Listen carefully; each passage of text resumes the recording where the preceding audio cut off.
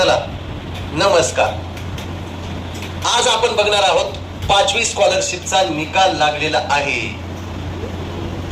5वी स्कॉलरशिपचा निकाल कसा बघायचा तर MESCE.Pune.in एमएस टाकलं तर MSc आलं.